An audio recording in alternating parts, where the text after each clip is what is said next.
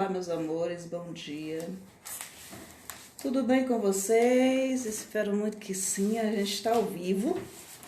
Professores da Educação Infantil. Eu sou Gi Carvalho, a gente fala aqui do interior da Bahia, aqui de Tucano, e eu quero saber de onde é que você está assistindo a gente, de onde é que você ouve esta nossa live, ou vê essa nossa live, né? Então, e sobre o que é que a gente quer falar na manhã deste domingo? Gi, mas domingo é dia de descanso, domingo é dia de sossego, domingo é dia de não pensar em educação, né? Domingo é dia de não pensar em escola, em sociedade. Eu não sei vocês, mas constantemente, diariamente, o tempo inteiro, né, nas minhas conversas, nas minhas interações em família ou fora da família, a gente sempre acha tema para atrelar esse nosso universo educacional. E tem uma frase, acredito que atribuída a Pitágoras, onde se fala que se você pensa que a educação é caro, experimente a ignorância. E eu queria comentar um pouquinho essa frase hoje com vocês. Né? Se a educação é cara, a ignorância ela tem um custo muito maior. Primeiro que quando a gente fala da questão da educação, a gente não está falando de gasto, a gente está falando de investimento. Seja lá que tipo de educação você está promovendo na sua família, na sua escola, isso é sempre um investimento. Quando é uma questão de uma educação em que você busca, isso é um investimento em você, então é sempre investimento. Cada livro que você compra não é gasto, é investimento. Cada artigo, cada tempo que você investe lendo esse artigo, isso é investimento, não é tempo perdido. Né? Bom dia, Rosana. Não existe para mim a ideia de gasto com a educação, porque a educação nunca foi gasto e não é gasto. Se existe algo que tem um retorno garantido para a sociedade, isso é educação. Qualquer outra coisa pode ter qualquer outro tipo de retorno, mas uma educação bem fundamentada, bem baseada, sempre tem um bom retorno. É algo muito, muito positivo. E o retorno pessoal, assim, inacreditável. Então, a ignorância, ela tem um preço. E o preço da ignorância, ele é extremamente alto. E tem sido cada vez mais alto para a gente, ultimamente. Nós temos uma classe de profissionais professores que se formaram, né? Alguns em muitas décadas passadas, outros se formaram agora, mais recente. E essas pessoas, elas têm um certo amor, um certo apreço pela ignorância, né? Por que isso acontece? Numa área que deveria ser dominada, né, por pessoas que amam a ciência, né, por pessoas que gostam de produzir artigos científicos, por pessoas que gostam de pensar a sociedade. Por que a gente tem tantas pessoas na nossa área que não gostam de pensar a sociedade? Ou que pensam a sociedade com uma ideia pré-concebida de fórmulas mágicas prontas para resolver problemas estruturais mais complexos?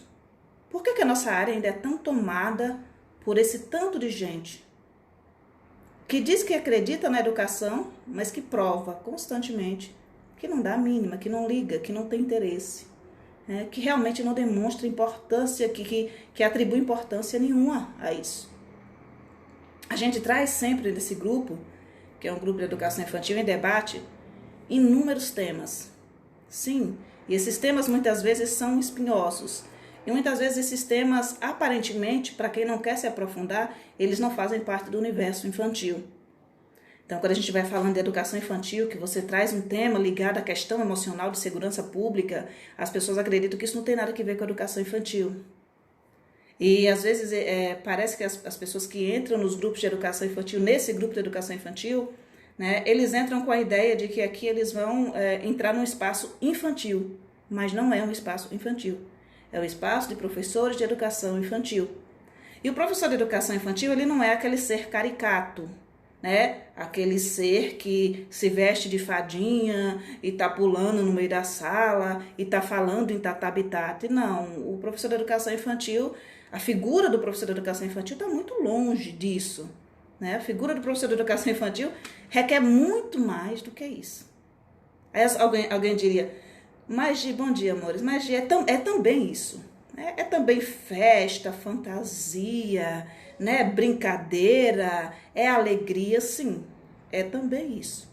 Mas não é apenas isso e não precisa ser caricato.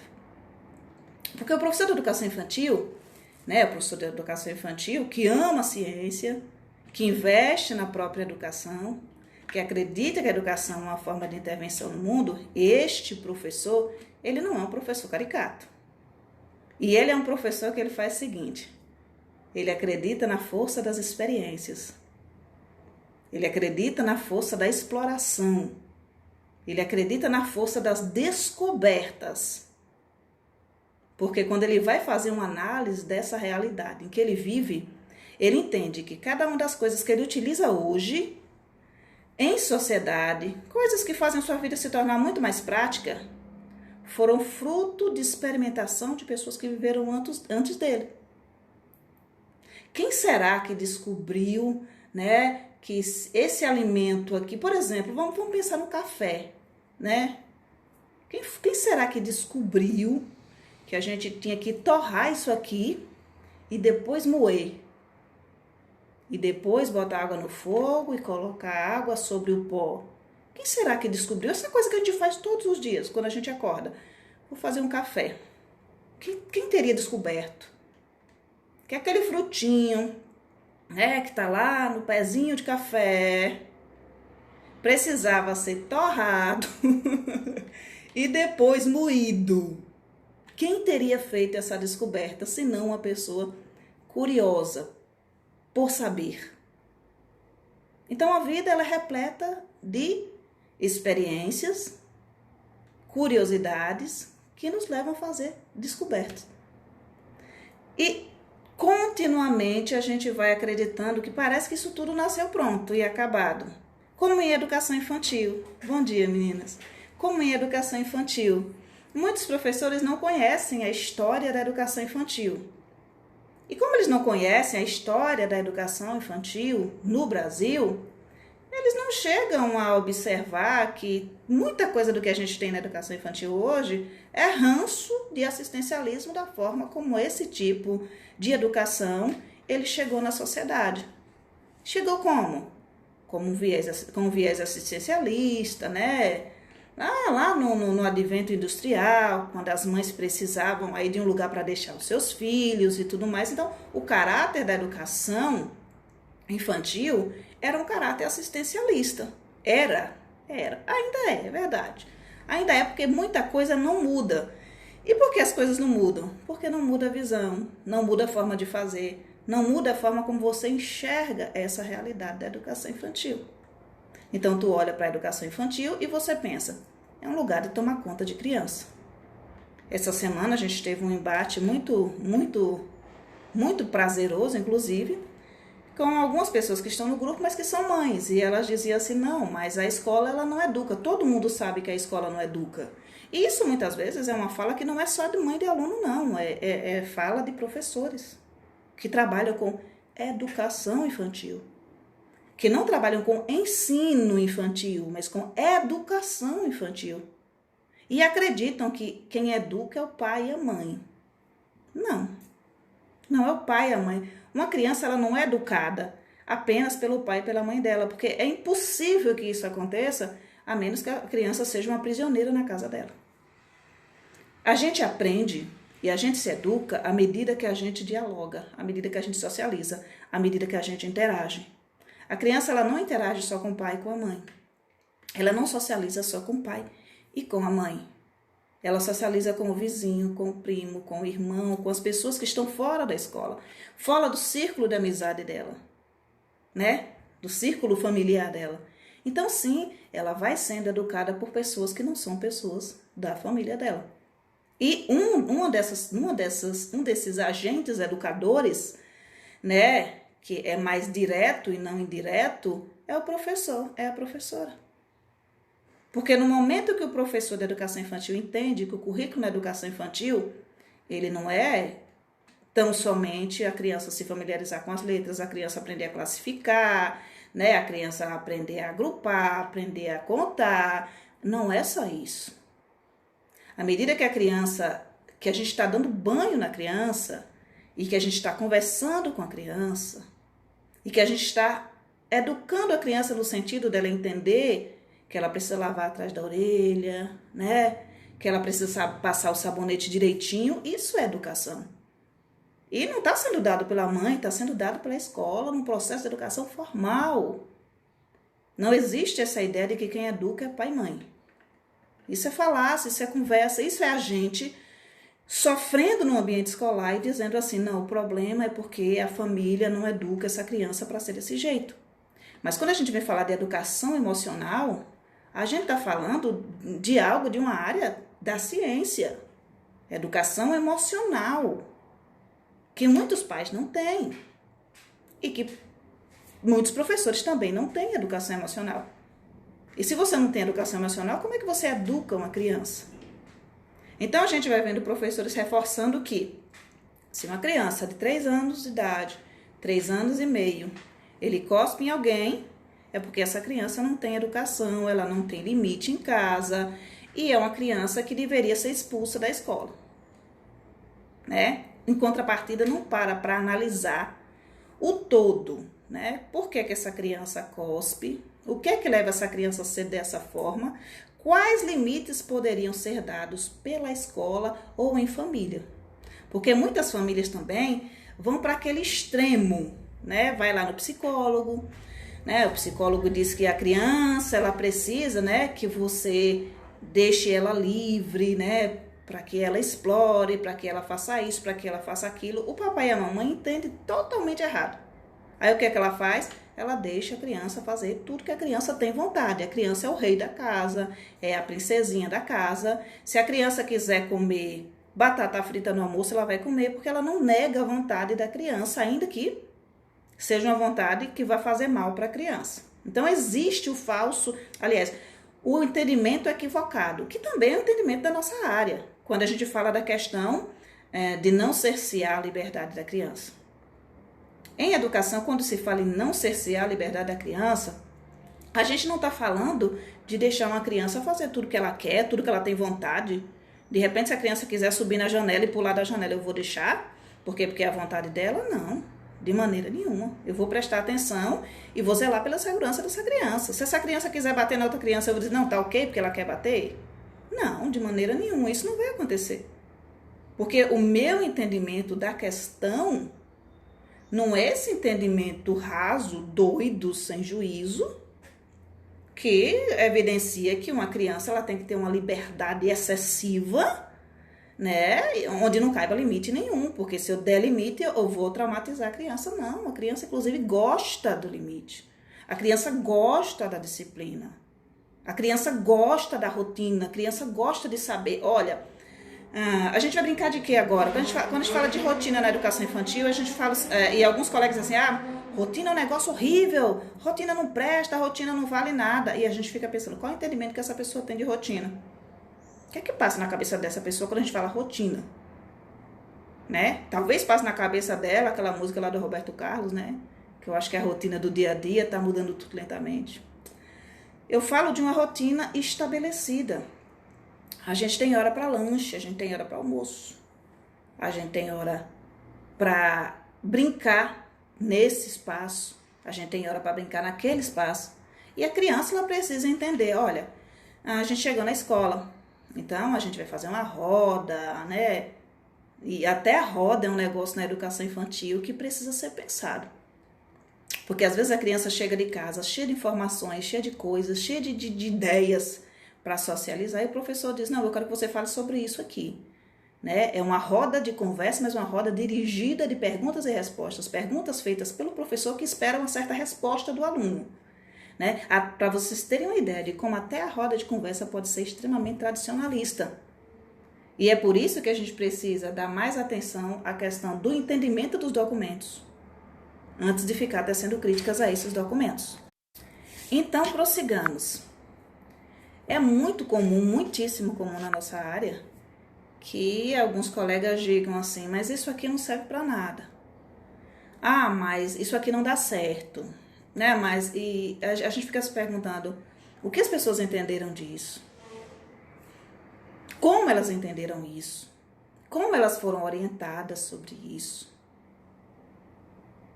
Porque quando a gente vai observar no campo prático, né, o que os especialistas, eles recomendam que seja feito na educação infantil, não é nenhum bicho de sete cabeças. Não é nada que um professor bem fundamentado não consiga fazer com maestria. Só que ele precisa entender que o tempo que ele muitas vezes gasta, e eu não vou usar o termo investimento, vou usar o termo gasta. O tempo que ele gasta em casa, fazendo lembrancinha,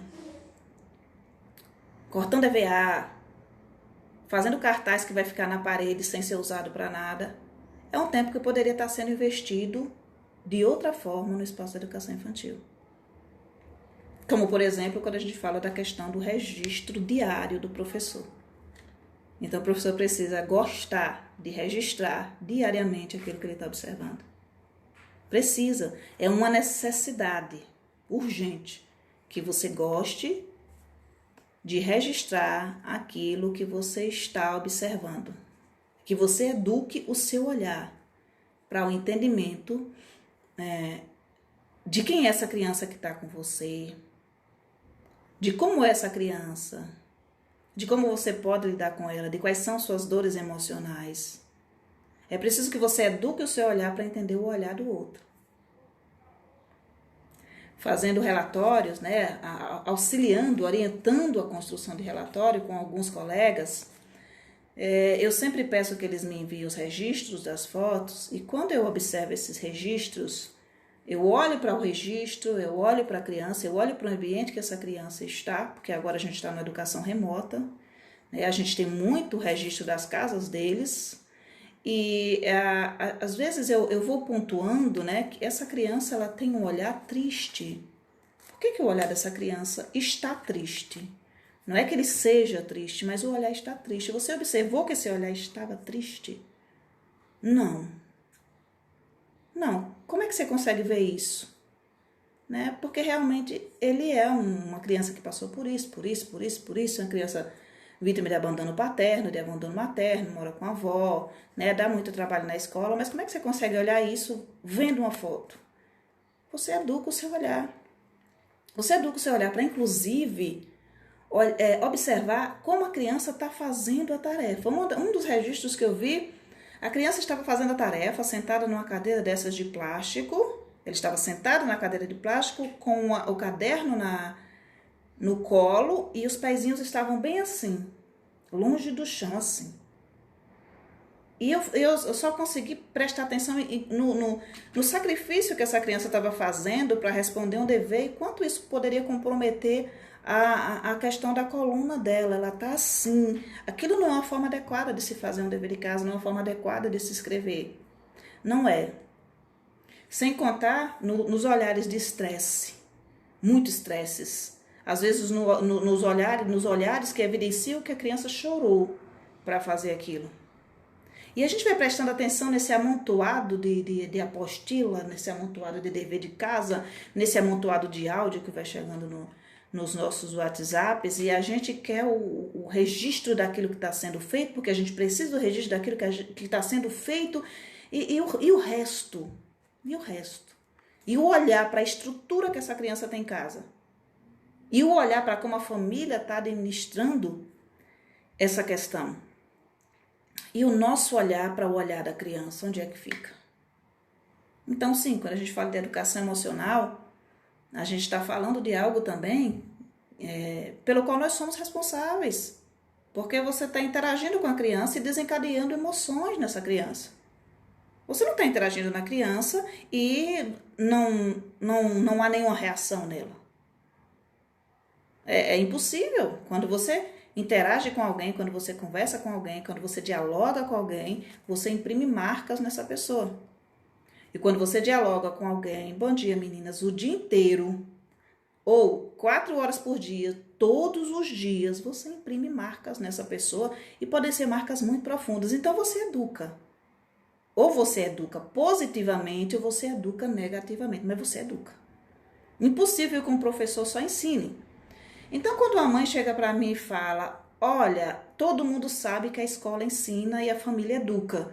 Ela tem uma visão de educação que é uma visão de escolarização para a educação infantil ou uma visão de assistencialismo, que é o lugar onde a criança é cuidada. E aí se entende cuidar como algo desassociado do processo de educação da criança. Então, se eu estou dando banho, eu não estou educando. Se eu estou dando comida, eu não estou educando. E não é assim. Você pode fazê-lo dessa forma. Você pode simplesmente enfiar a criança dentro de uma bacia, jogar água na cabeça dela, jogar sabão, fazer isso por tabela, com 20 crianças. Enrola numa toalha, joga para lá, pega a outra criança, lava, joga para lá, pega a outra criança, lava, joga para lá. Você pode fazer isso de forma mecânica. E sim, tem muitas pessoas que fazem isso. Mas você pode educar.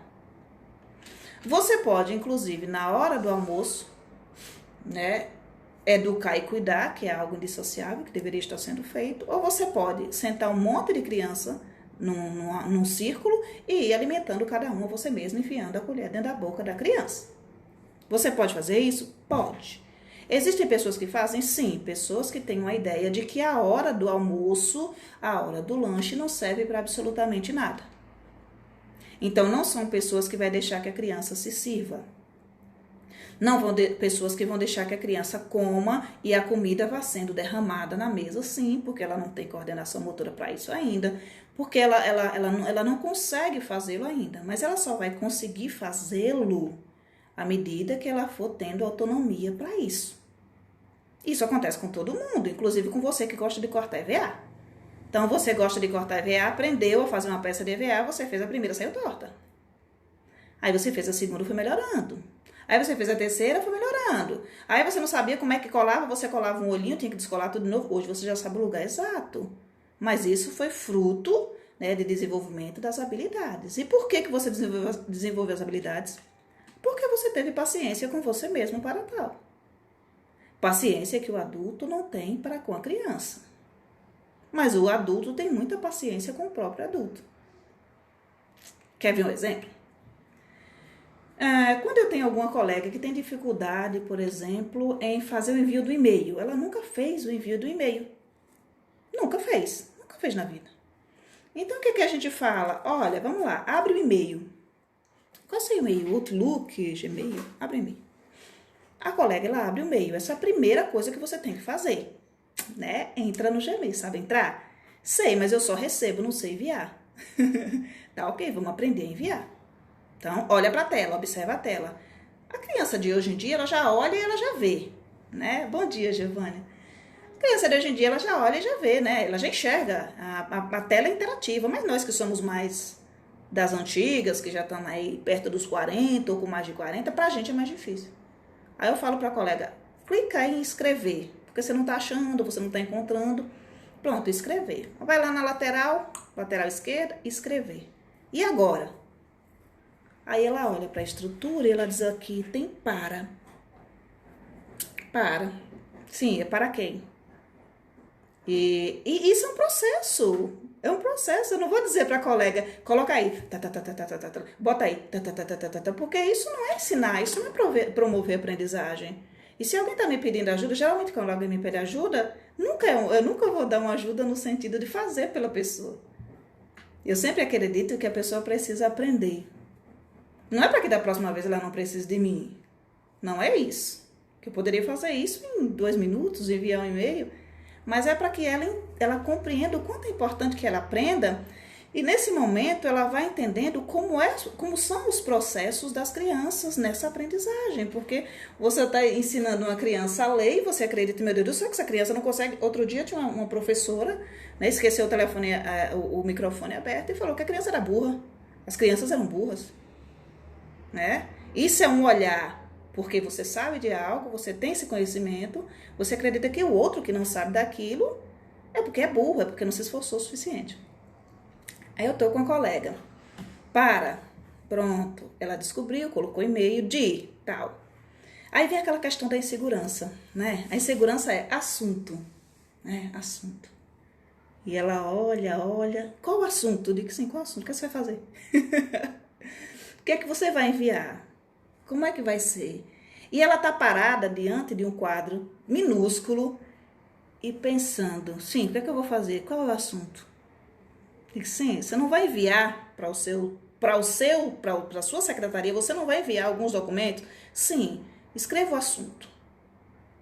Entende? Aí eu dei uma paradinha, né? Falo, ó, bora ver uma coisa aqui, o seguinte.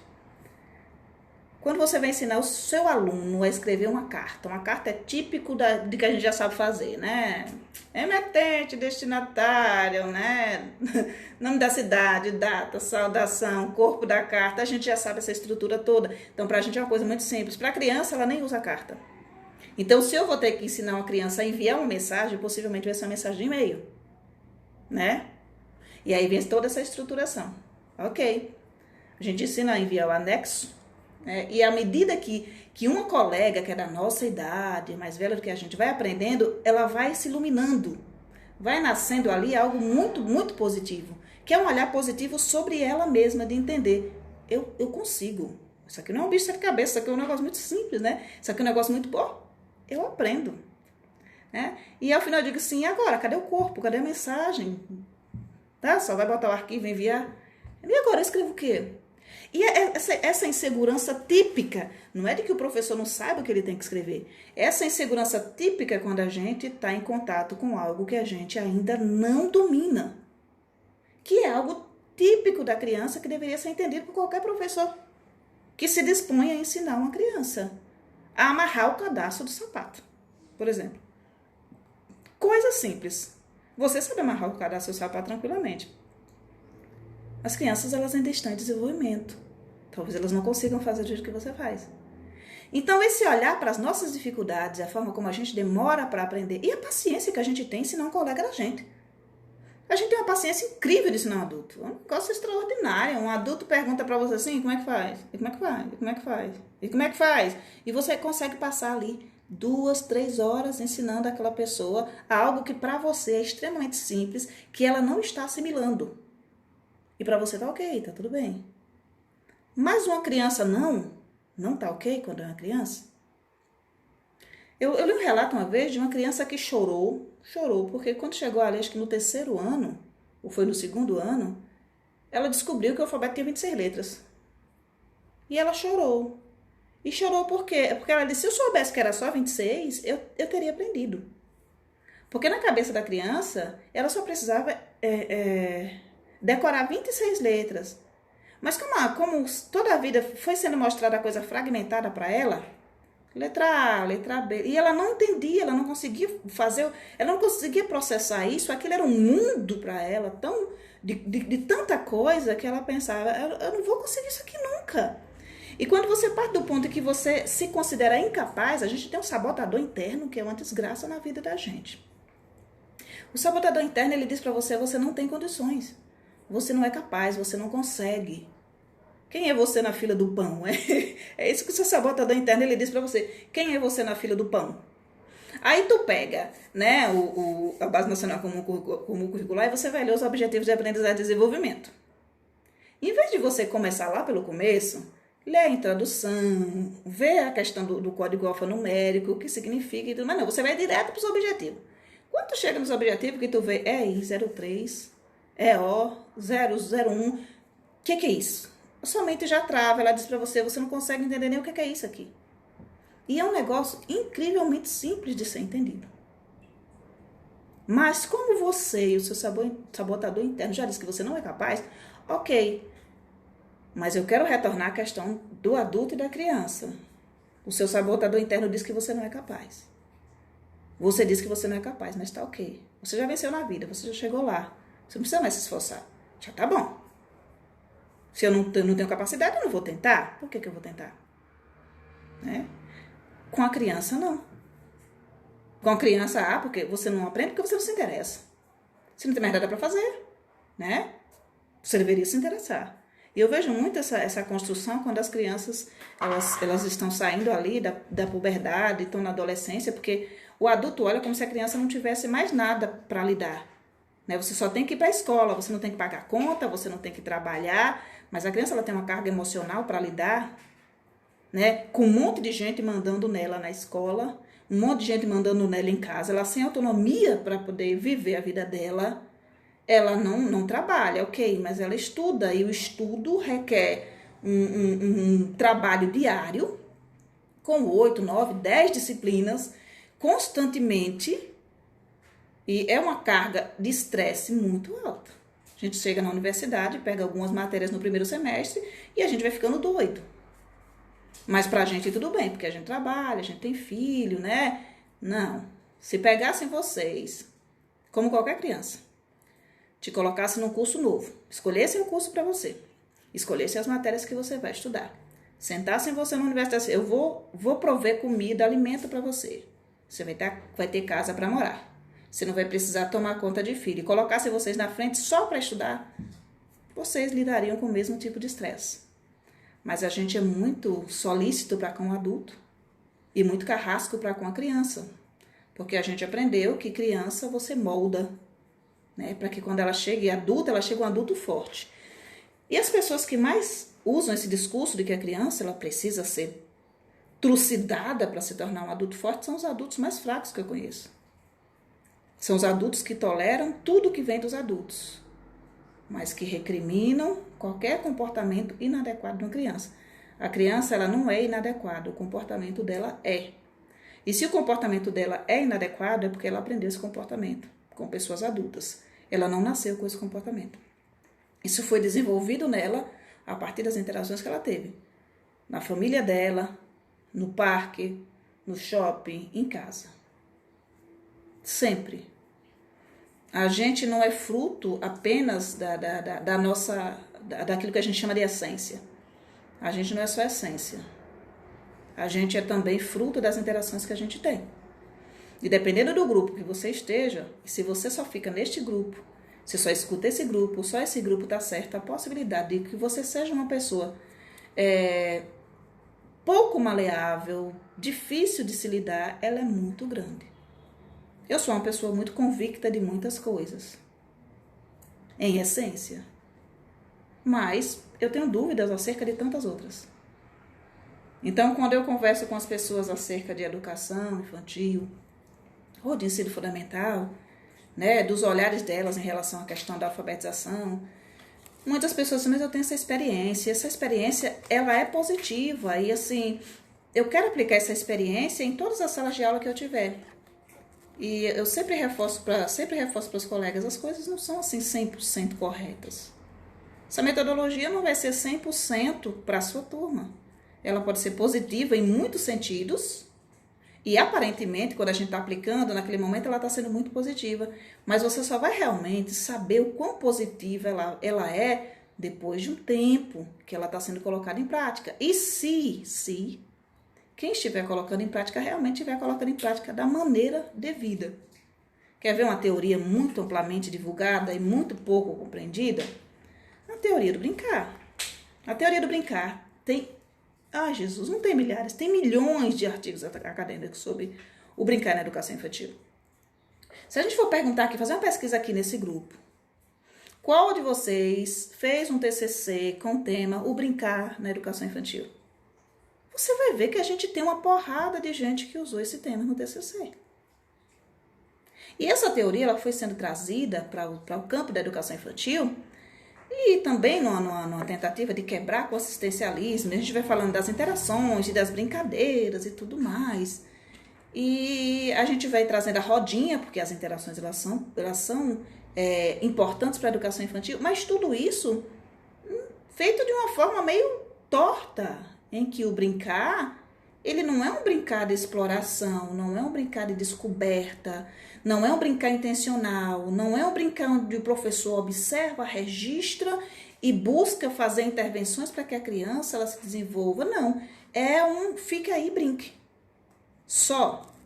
Não estou dizendo para vocês isso daqui não serve para nada, que a criança vai ficar brincando e isso vai ser ruim. Não, de maneira nenhuma. Mas a gente não está falando de uma criança que está no quintal da casa dela. A gente está falando de processo de aprendizagem, de desenvolvimento, de educação infantil, de especialistas em educação infantil. Então, eu sempre brinquei, quando eu era criança, porque não tinha educação infantil aqui no meu povoado, não tinha creche, não tinha nada. A gente entrava na escola, não tinha cartilha, né? Ali com 7 anos de idade. E aí depois, 1º, 2º, 3º, 4º ano. E eu brinquei as pampas aqui no terreiro da minha casa, no quintal da casa dos meus vizinhos. Isso tudo foi extremamente positivo para mim, porque eu brincava muito livremente. Mas na escola não deve ser assim. E não pode ser assim. Porque precisa de intenção naquilo que você está fazendo. Entende?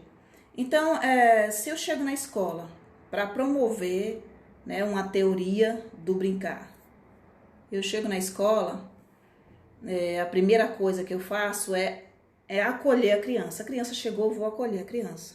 Eu vou acolher a criança com as dúvidas delas, com os desejos delas, com os anseios dela, com o aborrecimento que ela teve na casa dela, né? Com o que ela viu no meio do caminho. Então, a primeira coisa que eu preciso fazer é interagir com essa criança. Né? E se eu vou interagir com essa criança, eu vou interagir de uma maneira, não que eu faça perguntas com respostas prontas, mas que ela me diga: ok, cheguei aqui, Pro. Ok, chegou, e aí, como é que você tá? O que aconteceu? Então, a roda de conversa é uma roda de conversa, não é uma roda de perguntas e respostas, é uma roda interativa.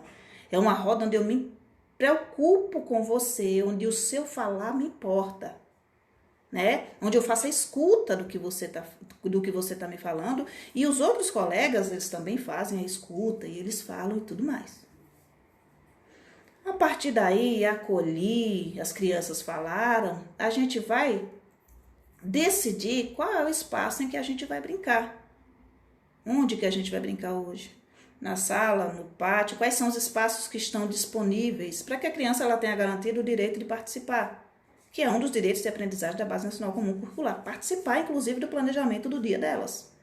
Ainda que eu decida, não, hoje eu quero trabalhar com uma questão que leve a classificação, né, a seriação, ao agrupamento. Ok. A gente vai definir os espaços, né? E se as crianças quiserem brincar, por exemplo, na praça, perto da escola, e eu tiver condições de levar, tiver pessoal de apoio, eu posso trabalhar para que elas façam coletas de gravetos, de galhos, de pedras, de folhas. E assim, isso é um brincar intencional. Ok? E à medida que essas crianças elas forem interagindo, elas forem brincando, elas forem rindo, eu estou com um olhar atento de professor, para que eu registre o que tem de importante acontecendo naquele momento. E isso vai ser uma base para eu retomar um planejamento positivo, que leve as crianças a uma aprendizagem de algo, de alguma coisa. Então, se de repente as crianças pegaram um monte de pedrinhas pequenininhas, elas estão coletando essas pedrinhas. Estão coletando e estão colocando nas mãos. Às vezes elas chegam pra gente com as mãos cheias. O que a gente faz? Né? Ela chega pra gente para descobrir a solução para o problema que nasceu. Eu tenho um monte de pedrinha na mão. Segure pra mim. Então, a solução que a criança encontrou é: você segura a pedra pra mim? E de repente você tem 20 crianças com as mãos cheias de pedras, colocando tudo na sua mão. E ok, você não precisa falar para a criança: não pode, porque não cabe na minha mão. Deixa elas levarem um tempo colocando as pedras na sua mão até que elas entendam que não dá para você carregar aquilo tudo. E elas vão em busca de outra solução para aquilo. E juntas elas decidam, através da interação delas, né? Elas percebam através do olhar delas para o que elas estão fazendo, que elas precisam de um recipiente. E qual recipiente seria esse?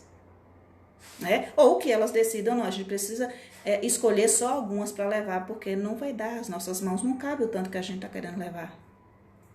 E depois disso, se eu quiser fazer uma intervenção, né, pedir para que elas separem as maiores e as menores, para que a gente use menores para colocar, por exemplo, dentro de vasos de chambinho, de Yakult, para fazer um chocalhinho, né? Isso é algo que a gente vai fazer depois de um primeiro olhar, de um primeiro trabalho, de uma primeira intervenção. Mas as crianças elas vão estar brincando. E esse brincar não tem que necessariamente ser um brincar todo dia com o professor levando a sugestão da brincadeira. Não, hoje vocês vão brincar de corda. Hoje vocês vão brincar, né, de amarelinha. Hoje vocês vão brincar... Não, pode ser um brincar livre, um brincar espontâneo. Pode ser um brincar que vai partir de um jogo simbólico das próprias crianças. Mas isso precisa ser observado pelo professor, para que a gente possa fazer os nossos registros. Este dia, no Centro de Educação Infantil, foi assim. Eu observei que o João estava conversando com o Joaquim. eles estavam falando sobre isso. E mais adiante, a Maria estava conversando com o José e eles também estavam conversando sobre isso. Então, eu entendi que aqui tem um tema de interesse que eu posso explorar.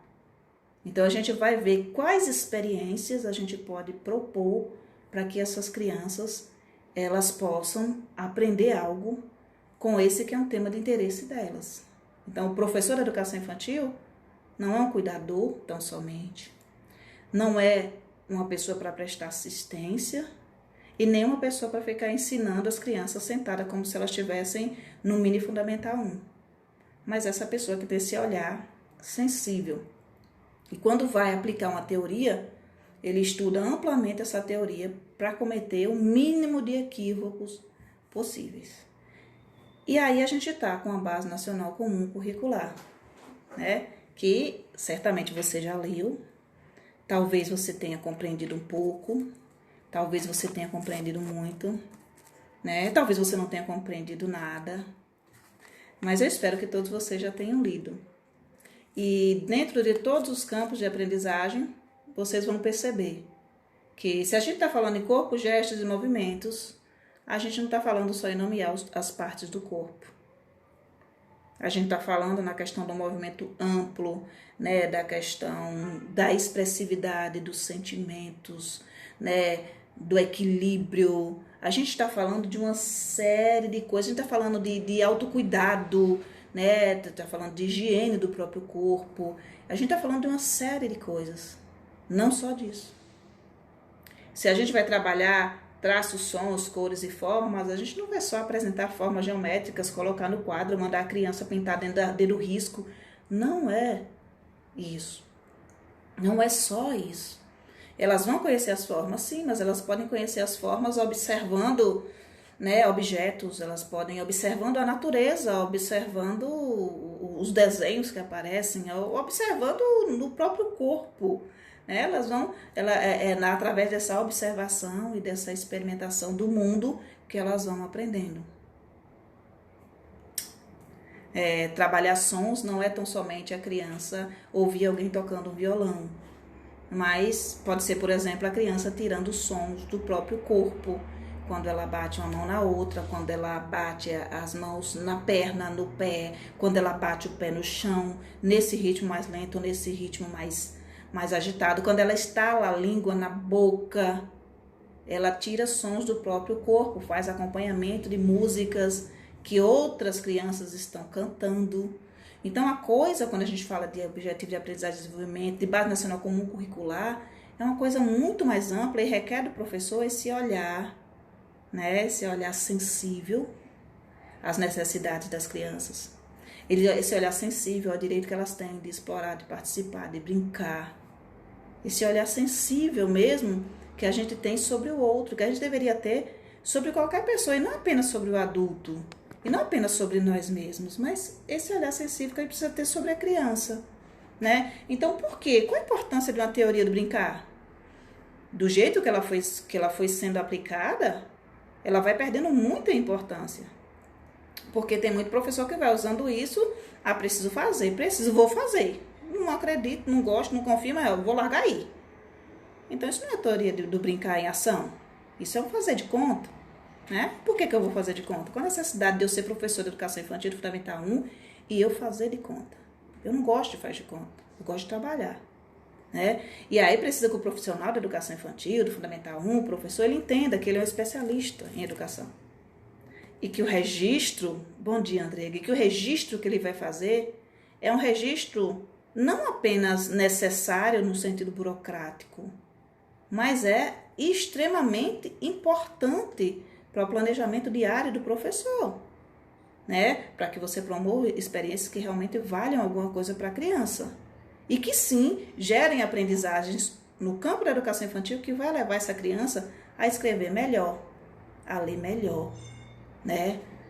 A fazer tudo de uma forma muito mais incrível do que ele faria, né? Quando consegue assoviar também, Andrega. Você falou assoviar, eu lembrei logo da bolinha de sabão, né? E do trabalho que uma bolinha de sabão, um simples brincar com bolinha de sabão, do trabalho que tem na musculatura das bochechas do rosto, né? Então, assim, é o olhar que você tem para o brinquedo, o olhar que você tem para a brincadeira, o olhar que você tem para o jogo simbólico. E a gente traz um post no grupo onde a gente está falando substancialmente de brincadeira, né, de jogo simbólico, de faz de conta, e tem colega que quer reduzir isso a um debate de eu acho que é assim, eu acho que é assado. Na minha casa eu faço do jeito que eu quiser, na minha sala de aula eu faço do jeito que eu quiser. Não se configura dessa forma, e ser professor e pensar assim causa um certo espanto em mim, porque não é assim, a minha sala eu faço o que eu quiser, não é assim, né? Eu tenho autonomia para trabalhar na minha sala de aula, mas eu trabalho de acordo com diretrizes, eu trabalho de acordo com os documentos da minha área, com os estudos da minha área. Eu não posso simplesmente chegar, não, tá bom, na minha sala de aula eu vou fazer uma catequese. Por quê? Porque a minha sala de aula eu posso fazer o que eu quiser. Não, a gente não pode fazer o que a gente quiser. Porque se eu chego na sala de aula para fazer uma catequese, eu estou imprimindo nas crianças uma importância, um respeito e uma valorização apenas a uma cultura religiosa. E as outras culturas religiosas? E as crianças que têm cultura religiosa diferente, que têm contato com outras culturas religiosas, como é que fica? Não fica. Não é assim? Então eu não posso promover as minhas crenças pessoais na escola. O que eu promovo é educação com base em estudos científicos. Então, se eu sou um professor e eu não gosto de estudo científico, é meio complexo que eu continue querendo estar nessa área. Porque cada vez que chega uma documentação nova, ela chega trazendo para a gente muito mais responsabilidades. Porque a educação que se fazia na década de 70 não é a educação que se faz hoje. É outro tipo de educação. É outra sociedade. Outra sociedade totalmente diferente da sociedade que você viveu e que eu vivi. E aí fica essa nostalgia, né? Não, mas na minha época era melhor. Porque na minha época era assim. Porque na minha... Todo mundo que teve contato com o idoso, com a pessoa mais velha, vai ouvir dele que na época dela era melhor. Sempre vai ouvir. É algo que a gente vai... E não seria algo que eu deveria estar falando. Na minha época era melhor. Sim. Quando eu era criança, na minha comunidade, era uma comunidade muito mais rural do que ela é hoje. As crianças brincavam muito mais na rua do que elas brincam hoje. Mas ainda existem as crianças que vivem exatamente da mesma forma que eu vivi. Todos os dias elas vão tomar banho de rio, né? Elas brincam no meio da roça. Elas vivem do jeito que eu vivia. É só uma questão de você dar oportunidade. Tem espaço para elas viverem dessa forma, elas vão viverem dessa forma. Não tem espaço, só tem a casinha delas, não dá para brincar na rua, né? Ela sai, já tem um esgoto na frente da casa. Ela fica dentro de casa no computador, né? As crianças, elas vão assim, se adaptando às condições. As crianças se adaptam muito facilmente. E às vezes é muito ruim. Mas, em certo sentido, o que é positivo também não chega a ser extremamente positivo, porque a gente precisava de outras interações, né? Uma escada rolante, por exemplo, Jesus Cristo, eu fui usar uma escada rolante, eu já tinha acho que 20 anos, tinha 21 anos, gente, aquele negócio era um negócio absurdo para mim, eu ficava olhando o que é isso aqui. Eu cheguei peguei um ônibus aqui para ir para São Paulo, eu já mãe de filhas, eu chegava numa porta que ela abria sozinha, eu pensava, e agora, eu faço o quê? Pegava uma comanda no restaurante e ficava, Jesus Cristo, e agora como é que eu pago o homem? Porque a gente estava acostumado a uma vida de interior, desde criança, que a gente vai no mercado, dá o dinheiro para a pessoa dá o produto para a gente, a pessoa me dá um pedaço de plástico, né? Me dá uma comanda que é um pedaço de plástico e diz assim, não, aqui, se eu chegar lá e tiver outro preço, eu vou fazer o quê? Aí se eu não tiver dinheiro para pagar? Então, muitas vezes, eu com essa vida brejeira, né, passei pelos restaurantes e quando era uma comanda que eu não sabia como é que funcionava, eu saía sem comer. Então eu ficava comendo bolacha o caminho inteiro pelo medo, pelo conhecimento que eu não tinha, que qualquer criança de uma cidade grande vai ter, né? Aí chega uma criança de cidade grande aqui e ela vê uma galinha, ela fica absurdamente com medo da galinha, ela sai correndo com medo da galinha, né? Porque para ela aquilo é um pavor. Então assim, a gente precisa de experiências diversas, que a criança, ela domina a tecnologia, mas que ela também tenha passeio no campo, também que ela vá para a praia, que ela também conheça a questão do trânsito, que ela também conheça. Seria muito interessante se todas as crianças pudessem ter né, essa dinâmica de muitas experiências. Mas às vezes a gente está preso só na área rural ou preso só na área urbana e a gente não sabe bem o que fazer. Então não é 100% positivo e nem é 100% negativo. São apenas experiências que podem ser muito significativas no campo quanto na cidade. Isso vai depender das pessoas que estão no entorno da criança para tornar isso significativo para elas. Deixa eu ver aqui, Mônica, as formações em RPS são essenciais para a equipe trabalhar na mesma sintonia. Desculpa, Andrega, trabalho com berçários, os bebês amam bolinha de sabão. A bolinha de sabão, eu tenho um plano de aula sobre bolinha de sabão, gente. A bolinha de sabão é um negócio que fez tanto parte da minha infância. A minha dificuldade maior com a bolinha de sabão era conseguir detergente, né? Porque era coisa de quem tinha dinheiro. Então, fazer amanhã dar um pouco de detergente pra gente dava um trabalhinho, né? Mas a gente misturava o sabão de soda, sabão de massa e era complicado, mas a gente conseguia, né? Com aqueles talos de pé de mamoeiro e a gente ia fazendo as nossas brincadeiras, né? Então, assim, as minhas vivências de criança, elas me trazem muito à memória o que é ser criança e acho que muita gente esquece. E como é potencialmente maravilhoso ser criança, gente, é muito bom. É muito bom. Eu não quero voltar a ser criança porque eu sempre gosto da fase que eu tô. Eu tenho esse defeito. Eu sou adolescente, eu gosto da adolescência. Eu sou adulta, eu gosto da adulta. Eu tô entrando na velhice, né? Tô entrando nos 40, tô com 38. Tô entrando nos 39 agora em janeiro. Né? E eu tenho essa questão de amar a fase que eu estou, porque eu sempre acho que eu sou uma pessoa melhorada, né? É uma versão de 3.8, vou para 3.9 agora. Então, para mim, é muito bom. Mas ser criança, o tempo que eu fui criança, eu aproveitei cada minuto da minha infância. E foi mágico. Mônica, quais são as suas perspectivas em relação à continuidade do ensino remoto? Vamos lá. O ensino remoto para a educação infantil, um negócio espinhoso, dolorido e dificultoso. Né? Se eu fosse falar para vocês que eu sou favorável ao ensino remoto, eu estaria mentindo. Eu não sou favorável ao ensino à distância de maneira nenhuma para crianças que necessitam de interações e de brincadeiras.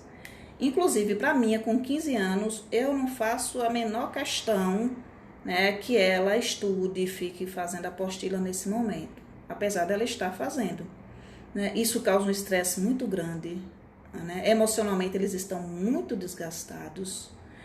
Está sendo muito difícil, extremamente difícil, mas eles se adaptam? Sim. Os professores conseguem se adaptar? Sim. Mas isso leva tempo. Nós temos o quê? 9 meses por aí? 8, 9 meses de pandemia. E agora que os professores começaram a criar uma estrutura que realmente está dando conta de fazer alguma coisa. Então, se o ensino remoto fosse começar a ficar positivo, seria agora. Né? No início, altamente prejudicial, muito difícil para o professor e para a criança. Depois, conforme a gente vai dominando a tecnologia, né, conforme as crianças vão dominando também, aí as coisas vão melhorando um pouquinho. Mas quando a gente fala de educação infantil, né, de Fundamental 1, as crianças precisam do espaço presencial. Só que a gente não tem tudo que a gente quer. Também é bom que elas compreendam isso na vida, que as coisas não são como a gente gostaria que fosse. Então, entre ir para a sala de aula, né, e correr algum tipo de risco, aguarda a vacina e fica no ensino remoto, dos males o menor, né? Mas considerar que seja algo extremamente positivo, realmente nunca considerei. O processo de avaliação é extremamente falho. A gente sabe que se as famílias participam e se as crianças estão ali ativamente, né, dá para a gente desenvolver um trabalho de qualidade, mesmo em questões de educação infantil, mesmo com as crianças muito pequenas, mas requer que o pai esteja com a câmera ligada, que ele tenha disponibilidade de tempo, que ele queira abrir o espaço da casa dele para o professor entrar e observar. E isso não é algo de se conseguir fácil no Brasil, sem contar as crianças que realmente nunca tiveram acesso e não terão acesso. Então, elas estão totalmente desassistidas. Não quer dizer que eu tenha que pegar a criança e por uma questão só de assistência, eu levar ela para a sala de aula. Se for por uma questão de aprendizagem, de desenvolvimento, ok. Mas uma questão de, não, ela precisa ter um lugar para ficar, né? Tem que ter um lugar aqui para ficar, para poder alguém tomar de conta, porque senão em casa ela não tem nada. Então, eu acho muito triste que a gente tenha pais que não acreditem que as interações, as brincadeiras, elas são importantes. Mas a gente tem até professores, né? Vanessa, eu tenho certeza que suas vivências te deram ideias e suporte através do lúdico e de materiais concretos recicláveis. Tive a infelicidade de ouvir um colega dizer que não sabe trabalhar com lixo. Criei muita coisa na unidade que trabalha com recicláveis e acredito que ela só não vai mudar a visão se não quiser. Quando a gente fala na perspectiva de trabalhar com o que as pessoas chamam de lixo, né, a questão dos recicláveis, a gente tem que prestar atenção também nos excessos que a gente acaba cometendo. E às vezes a gente começa a pensar assim, não, mas eu estou tirando o lixo, estou tirando o reciclável do lixo, e isso está promovendo algo melhor para o meio ambiente. E às vezes a gente está pegando o reciclável, cobrindo com um material tóxico e terrível para o meio ambiente, que é o EVA, e isso no final do ano vai tudo para o lixo de novo.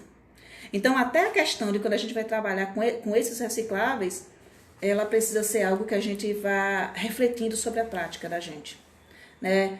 E aí a gente diz assim, quando a gente fala de recicláveis, de brinquedos não estruturados, basicamente um termo técnico, né? Brincaiurístico, né? Brinquedos não estruturados, materiais do dia a dia para serem utilizados. A gente pode criar muita coisa a partir de material reciclável, desde ábaco e tantos outros materiais para a gente trabalhar, né, diversas áreas de conhecimento. Mas a gente também pode descambar no excesso, e aí é cuidar com o excesso. A sua colega ela vai mudar a visão? Se ela desejar. Talvez a habilidade que você tenha para construir a partir de recicláveis não seja a habilidade que ela tem. E quando a gente não tem muita habilidade, a gente não consegue identificar o que o outro identifica, a gente não consegue olhar o que o outro olha.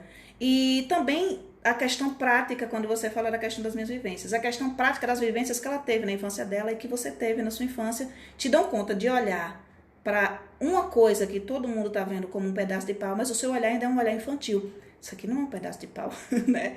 Isso aqui é outra coisa, né? A gente olha, às vezes eu estou sentada assim no banheiro, né? Eu dou uma olhada para a toalha e eu olho assim, gente, olha só, tem um bonequinho ali. E eu fico olhando na toalha, o que é um arranjo de flores, e vai se desenhando para mim um boneco, né? Então a gente é assim, uma pessoa olha para uma flor de mandacaru e ela vê uma flor de mandacaru que não abriu, eu vejo um rabo de uma galinha, né? Por quê? Porque a gente trabalhou muito com isso, a gente brincou muito com isso. Então, tu vê um pote de margarina, eu vejo uma panela, né? Tu vê um pedaço de pau, eu vejo um pedaço de pau, eu vejo uma colher. Ou vejo uma colher, ou sei lá, eu vejo como é que fala? Eu vejo uma cerquinha pra gente fazer um cercadinho para poder colocar os boizinhos lá dentro. Então, o olhar da criança o olhar que a gente teve de criança para os objetos é o olhar que muitas vezes a gente traz para o nosso dia a dia, para a nossa vivência. E como alguns colegas não tiveram essa vivência, essa oportunidade desse brinquedo heurístico, porque muitas vezes o brinquedo era o quê? Uma boneca comprada no mercado, um carrinho comprado no mercado. Era sempre algo que não levava a imaginação até a outros níveis, era sempre algo que já era pronto e acabado para aquilo. A gente tem uma matéria sobre o brinquedo heurístico, e uma sobre brinquedos não estruturados lá no site Ideia Criativa. Quem quiser dar uma olhada, vai lá. No canal do YouTube também, Ideia Criativa Educa, a gente tem 3 podcasts sobre a questão dos brinquedos e das brincadeiras, e um deles a gente fala sobre essa questão do brinquedo heurístico. Mas gostei muito da sua colocação. Espero que a sua colega consiga educar o olhar dela, né, Andressa? Andressa não, Vanessa. Enxergar diversas funcionalidades para as coisas e jamais dizer que não se tem material para trabalhar. A gente toca nesse ponto quando a gente fala do brincar heurístico, né? E quando a gente fala mesmo da questão da estrutura da BNCC para a educação infantil, que a estrutura da educação para a BNCC, ela precisa ser criada, ela precisa ser estruturada. Então, a estrutura é mais importante do que o material, né? O material para promover vivência, para promover experiência, a gente utiliza os mais diversos, né? desde a questão mesmo da natureza, da areia, da conchinha, né, do graveto, da pedrinha, tudo em educação infantil. O olhar da criança para uma formiguinha no chão, para uma abelhinha que passou, tudo isso, né, pode fazer parte de uma experiência muito significativa para a criança. Agora, a estrutura, o espaço, né, uma área que tenha verde, que tenha sombra, que as crianças possam brincar ali, uma área muito mais importante, a estrutura é muito mais importante do que a questão, né, de quantos brinquedos de marca você coloca ali dentro, né? Andrega, na minha infância era só brinquedo de a marca Estrela, né? Nossa, eu queria muito ter um brinquedo da Estrela. E as minhas colegas sempre tinham. Eu tinha uma amiga que o pai dela comprava muito brinquedo para ela, né? E tinha uns brinquedos que eu adorava, que era de você apertar e ficar uma argolinha na água, Aquaplay, eu acho, e para colocar aquela argolinha ali, sabe? E eu ficava, eu queria tanto aquilo, mas aquilo também é limitado. Você percebia que elas começavam a brincar, então logo elas guardavam no guarda-roupa, para elas não tinha importância. Eu tinha colegas que tinham bonecas lindíssimas que ficavam lá em cima do guarda-roupa a vida inteira, porque a mãe não deixava nem brincar para não estragar, né? Para que eu compro um brinquedo se a criança não pode brincar? Né? O brinquedo é para promover desenvolvimento, é para a criança fazer o jogo simbólico dela, é para ela aprender, né? Se eu não quero, né? Se eu não quero que a criança brinque para não estragar, porque vai jogar meu dinheiro fora, para que eu compro? Maria, bom dia, Maria do Socorro. Você é a favor da avaliação na educação infantil nesse momento de pandemia? Vamos lá. Quando a gente fala de avaliação, a gente está falando de avaliação formativa, a gente está falando de avaliação enquanto processo. E a avaliação enquanto processo precisa ser feita diariamente. Não só uma avaliação da criança, mas uma avaliação do meu que fazer, uma avaliação do meu trabalho, uma autoavaliação. Então, nesse sentido, sim, eu sou favorável a uma avaliação nesse momento na educação infantil. Porque se eu sou um professor que eu estou promovendo, né, ou buscando promover qualquer tipo de aprendizagem, de desenvolvimento nesse momento, estou seguindo o Conselho Nacional da Educação, né, estou trazendo as propostas de interação e de brincadeira, estou dialogando com as famílias, estou tendo uma devolutiva dessas crianças, eu preciso saber avaliar isso.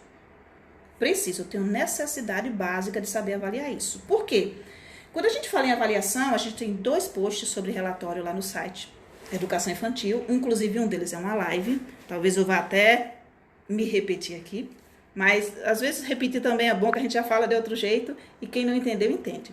Quando a gente fala de relatório, que agora é o meio mais comum de se avaliar na educação infantil, quando a gente fala de relatório, a gente fala de algumas coisas muito básicas, que é a questão das potencialidades da criança, ou seja, o que foi desenvolvido nesse momento e o que essa criança aprendeu, né?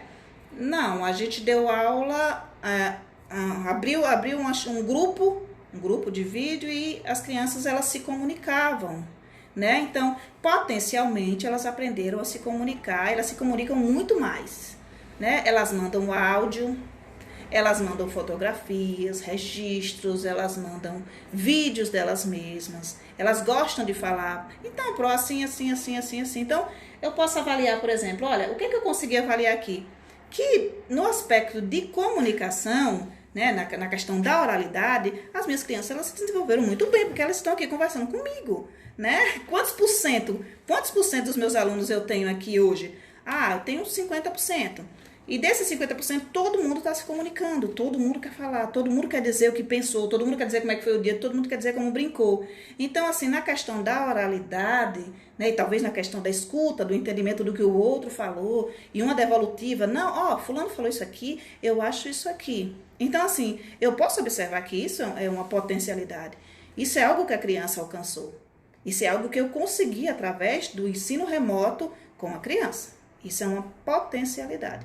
Mas para isso é o que eu falo para vocês, precisa de participação da criança, participação ativa das famílias, porque a gente está falando de criança pequena, né? E aí eu posso identificar também as fragilidades, né? Quais são as fragilidades? O que é que eu planejei que não deu certo, não funcionou, mas isso não é algo para ser feito no relatório de final do ano, não é algo para ser feito no relatório burocrático. Eu estar conversando aqui com os meus alunos hoje, e buscando, por exemplo, que eles se comuniquem melhor. E eu não consigo. Por que eles não estão se comunicando? Eu peço para eles comunicarem alguma coisa, eu peço que eles falem sobre como foi a brincadeira, manda um áudio para a Pro, como é que foi brincar de bolinha de sabão. E eles não estão me devolvendo isso, eles não estão me dizendo, olha, foi assim. O que eu vou fazer? Eu, enquanto professor. Diante disso, eu já observei isso no dia a dia. Eu vou buscar uma forma, né, de intervir nessa fragilidade. Qual é a fragilidade? Eles não estão se comunicando oralmente. Eu preciso pegar isso que é uma fragilidade que eu já identifiquei no dia a dia e fazer uma intervenção. Qual vai ser a minha intervenção? Entende? Então, eu vou começar a buscar, como intervenção, posso começar a buscar as famílias, conversar com o pai e com a mãe, fulano, ele não fala muito e tal, eu gostaria que você incentivasse ele a falar, incentivasse a fazer isso, a fazer aquilo, né? À medida que você consegue que uma criança envie um vídeo comunicando alguma coisa, as outras crianças, meio que por imitação, também vão querer fazer o mesmo. Então, você vai conseguindo, partindo de uma fragilidade, chegar até algo que é potencialmente algo que a criança lá aprendeu. Algo que você percebeu, não. Bingo, consegui, deu certo. Entende? Mas assim, é no dia a dia. Porque se você pega um relatório e diz assim, não, vou deixar para o final. Aí chega no final, você passou um trimestre inteiro trabalhando, você se senta e diz assim, e quais eram as potencialidades das crianças? Não, o que foi que elas aprenderam? E quais eram as fragilidades dela? Sim, e eu intervi como? Você não lembra? Então, quando a gente fala de educação enquanto processo, educação formativa, avaliação formativa, avaliação enquanto processo, a gente está falando de um professor que no dia a dia ele avalia, todo santo dia. A sua avaliação é um processo contínuo, inclusive da sua aula online. Ok, sentei aqui e eu quero falar para as famílias, olha, eu gostaria de que vocês promovessem a brincadeira com bolinha de sabão, ok? O que foi que eu encontrei nesse meio do caminho com as famílias? Mas eu não tenho um canudo. Mas eu não tenho só para bolha. Mas eu não tenho isso. Então, a primeira fragilidade, que é a fragilidade mesmo da família, de não ter o material. Então, eu vou sugerir. Não tem pé de mamoeiro aí? Pega um arame e faz um arquinho, né? Pega uma garrafa PET, corta essa garrafa PET, né? Pequena, corta ela no meio, passa na água e manda ele soprar, ok? Já identifiquei uma fragilidade nesse meu planejamento e já intervi. Compreende? Isso eu já registro, porque eu já fiz uma primeira intervenção. A partir daí, eu vou pedir que as famílias brinquem com as crianças ou que elas deixem as crianças brincarem livremente com bolinha de sabão. Observe, avalie o que é que está acontecendo. Se for possível, se tiver alguém da família, um irmão, qualquer pessoa, eu quero que vocês gravem esse momento de brincadeira. Mas eu não quero que vocês gravem a criança fazendo a bolinha para mim. Eu não quero isso. Eu não quero que vocês tirem uma foto, manda a criança olhar para a câmera e tire uma foto. Eu não quero isso. Não é esse registro que eu quero. Eu não quero o registro estático da realidade, né, da criança, que é uma realidade inventada. O registro estático ele é uma realidade inventada. Eu quero que a criança esteja em movimento e que você tire numa hora que ela não vai perceber. Eu não quero que ela sequer saiba que ela está sendo observada. Mas eu preciso ter esse olhar para essa brincadeira, para eu entender se realmente ela gostou dessa brincadeira, de que forma a brincadeira está sendo desenvolvida, se ela resolveu brincar sentada, ou se ela resolveu brincar andando pela casa, ou se ela resolveu, a partir da bolinha de sabão, né, soprar na parede para ver a parede molhar, soprar no chão para ver se o chão molhando. Eu quero saber como é que essa criança está brincando. Então a gente tem esse olhar terceirizado, que era o que eu falava na outra live. Temos um olhar terceirizado da família. É isso que a gente não tem mais nada. Então, se a gente não consegue uma comunicação com a família, avaliar se torna algo impossível. Porque a gente não consegue uma comunicação direta com essas famílias. Entende? Então, se a criança, por exemplo, ela brincou de bolinha de sabão, mas o interesse dela foi puxado para outra coisa, assim, que outra coisa foi essa, como é que se deu, né? Qual é o interesse dela nesse momento? E a gente vai procurando meios de identificar a fragilidade, intervir nessa fragilidade e chegar até uma potencialidade. Isso é avaliação na educação infantil. Esse processo constante de identificar, as fragilidades e intervir para que a gente torne isso algo que não é mais uma dificuldade, que não é mais uma fragilidade, que agora é um aprendizado que a criança teve. Mas eu só faço isso se eu entendo a importância do registro, a importância do meu olhar sobre o meu planejamento, do meu olhar sobre as famílias, da importância da abertura de diálogo. Senão, nem no ensino diário assim, presencial, eu consigo muita coisa. Porque não faz muita diferença se você é um professor que não avalia. Porque se você não consegue avaliar remotamente, porque você não consegue avaliar um olhar, você não consegue avaliar uma fotografia, você não consegue avaliar um vídeo, você não consegue avaliar a importância de um registro em áudio, a forma como essa criança, né, no início do semestre, ela tinha uma forma de falar e hoje ela tem outra forma de falar. Então, se você não é esse professor atento, não importa se você está no ensino remoto ou no presencial, você não vai dar conta porque o seu olhar não é um olhar atento para isso. Compreende? Então, assim, gente, olha só, a gente começa falando de uma coisa e vai se abrindo um mundo pra gente. Mas quem puder acessar o nosso site, vai lá no Ideia Criativa. A gente tem temos 2 publicações, inclusive, sobre relatório. Temos a questão de pontuar a importância de uma pauta, né, que você cria uma pauta de observação, da importância de que você registre todos os dias, diariamente, registre, porque senão você fica mais perdido que segue em tiroteio, né?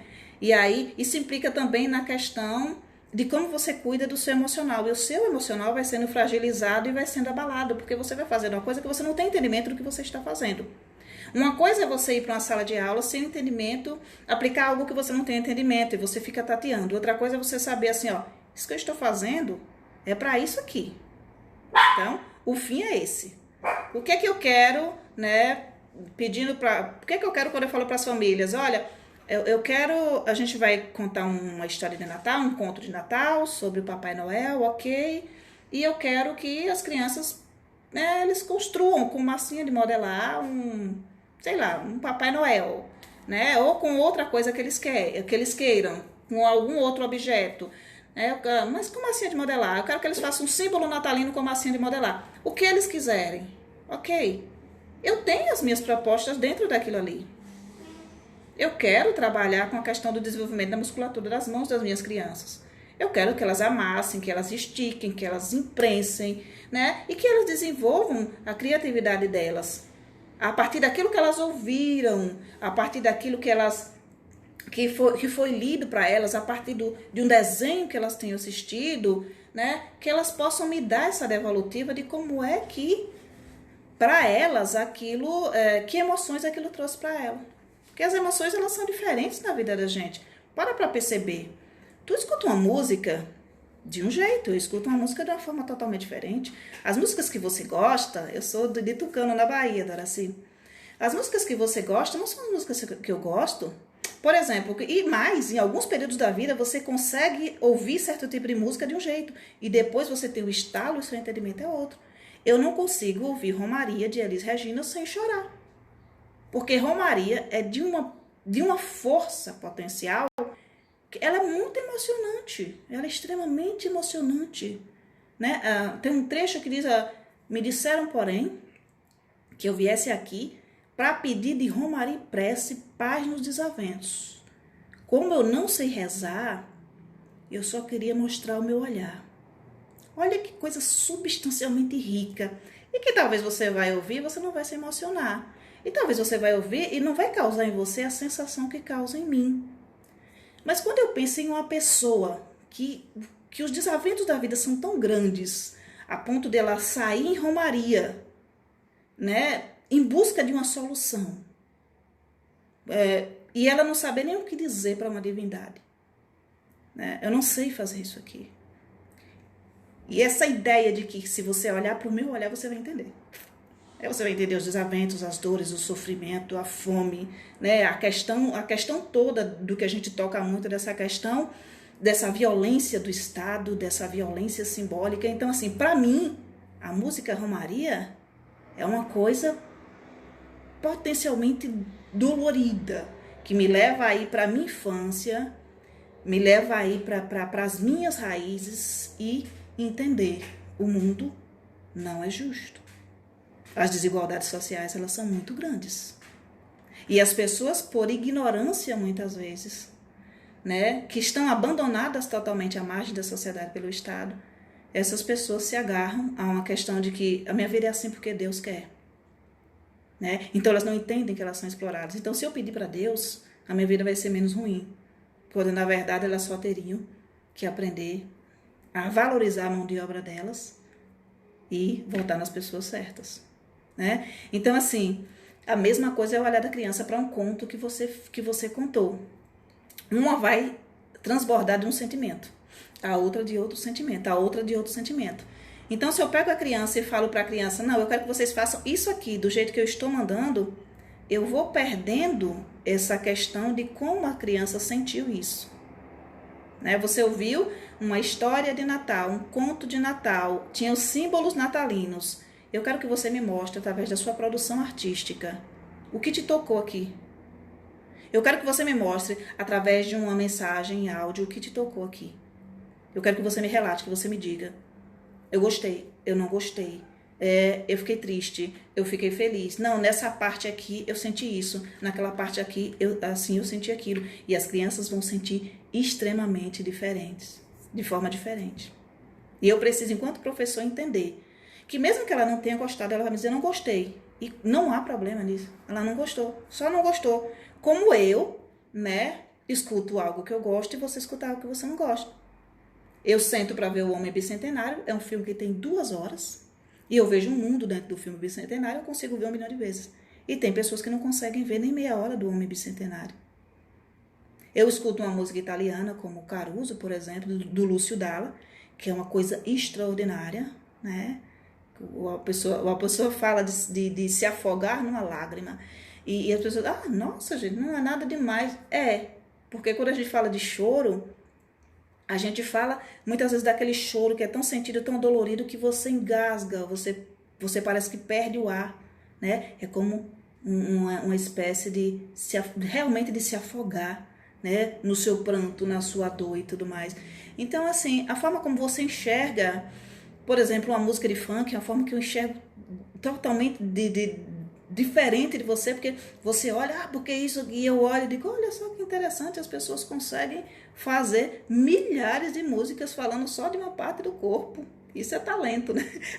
Para muitas pessoas não é talento, né? Mas se eu for fazer uma música falando sobre uma parte do corpo, que se fala muito no funk, eu não vou conseguir a visibilidade que eles têm. Então, para mim, isso também é talento, né? Então, assim, é o nosso olhar, né, para a realidade, as experiências que a gente tem, as vivências que a gente tem, a forma como a gente se desenvolveu na nossa infância, que vai dar o tom. E a forma como a gente também foi desenvolvendo ao longo do tempo. Tem gente que pergunta, como é que você tem tanta paciência com essa pessoa assim? E eu sempre falo, eu já fui essa pessoa. Então, assim, eu já percorri esse caminho. Né? Eu já passei pelo caminho do conservadorismo. Né? Eu já fui uma pessoa, né, que falava, não entendia o movimento feminista e que falava absurdo sobre o movimento feminista. Eu já fui uma pessoa que era extremamente ignorante e que acreditava que eu era o supra-sumo da inteligência. Né? É muito ridículo a gente se achar que porque a gente leu muito livro, a gente é superior a alguém. Mas eu já passei por esse caminho todinho, já trilhei essa estrada toda. Então eu tenho que ter paciência, porque as pessoas têm os processos delas. E elas vão chegar lá, eu acredito que vão. Maria de Socorro. Eu conheço uma pró que não quer avaliar seus alunos pelo simples fato de uma certa quantidade da turma ter mantido as mensalidades pagas, mas não fizeram sequer uma atividade remota. Então ela prefere não avaliar ninguém. A gente não pode avaliar um sujeito que a gente não está vendo, ok? É impossível avaliar um sujeito que a gente não está vendo. É impossível avaliar uma criança se a gente não tem sequer o olhar terceirizado da família. E é terceirizado. Vai sair perfeito? Não. Por quê? Porque é terceirizado.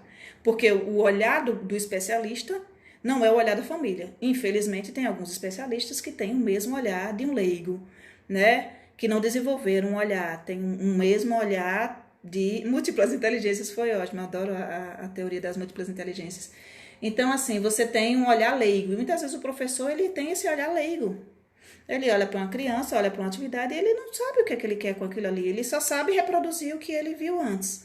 né? Não tem interesse por leitura, não tem interesse por artigo, não tem interesse por se manter atualizado. Infelizmente, a gente tem muito isso na área. Mas se ela teve uma família, se ela realmente trabalhou no sentido de ter conseguido uma devolutiva das famílias, se ela fez as intervenções, ela tem como fazer uma avaliação, ainda que não seja das melhores, mas um pouco, um relatório mais básico ela consegue fazer sim. Mas é o que eu falo para os colegas, todo final de ano a gente basicamente tem uma live falando sobre relatório. E todo final de ano a gente tem um monte de professor mais perdido que segue em tiroteio porque não sabe como é que faz. E a gente sempre reforça, vocês não sabem como é que faz porque vocês não estão avaliando continuamente. Então, vocês não estão prestando atenção nas potencialidades, nas fragilidades, vocês não estão fazendo as intervenções, ou vocês estão fazendo as intervenções, mas não estão percebendo que estão fazendo as intervenções. Vocês estão vendo as fragilidades, estão atacando essas fragilidades, mas vocês não estão vendo, vocês não estão enxergando, né? Então, o olhar sobre a própria prática é extremamente importante. Então, que aspectos essa criança desenvolveu no meio de uma pandemia? O que foi que ela aprendeu? Né? Que dificuldades ela encontrou? Como é que eu ataquei essas dificuldades? Então, isso é parte de um processo, de um todo, não de algo que vai nascer no final do ano, eu vou sentar agora e eu vou descobrir. Não. Por isso que o professor de educação infantil, ele precisa entender. Eu preciso registrar todo santo dia. E tem que gostar de registrar. Se você não gosta de registrar por escrito, no papel, né, usa o comando de voz e ele coloca para você numa nota no celular. Faz um vídeo diário, então. Querido diário, né? Querido diário, né? O vídeo, como é que chama, gente? Não é vídeo diário, não. Mas é um videozinho que você faz, né, no final do dia. Né? Final do trabalho, senta, coloca o celular aqui do seu lado e grava. Então, hoje foi assim, dessa forma, dessa.